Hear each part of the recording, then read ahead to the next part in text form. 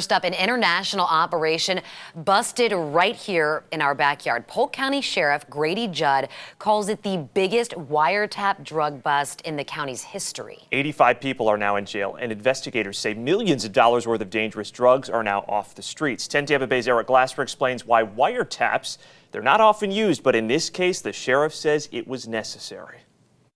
Well, they called this Operation Flying Ice, and in just a second here, you're going to see why.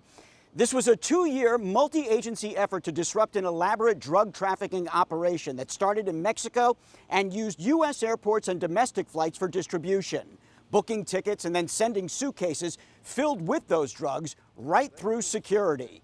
Eventually, they say it was distributed throughout Central Florida. Investigators say a crime group, whom they identified as the Jefferson family, operated out of Winter Haven. In all, they say they've made 85 arrests, confiscated 286 pounds of methamphetamine, marijuana, dozens of guns, and nearly 7 ounces of fentanyl.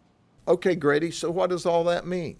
It means that 6.8 ounces of fentanyl could have killed up to 96,000 people. Sheriff Grady Judd was highly critical of security operations at Los Angeles International Airport.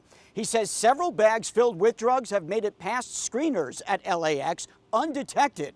In all, wiretaps were placed on 11 phones to gather enough information to make the arrests.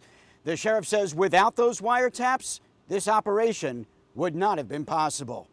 In Winter Haven, Eric Glasser, 10 Tampa Bay. Detectives are also working to charge those arrested in connection with at least 2 overdose deaths. Sheriff Judd says that a brother of one of the organization's leaders was one of 2 people who died, but that the family continued to sell those same drugs here in our community.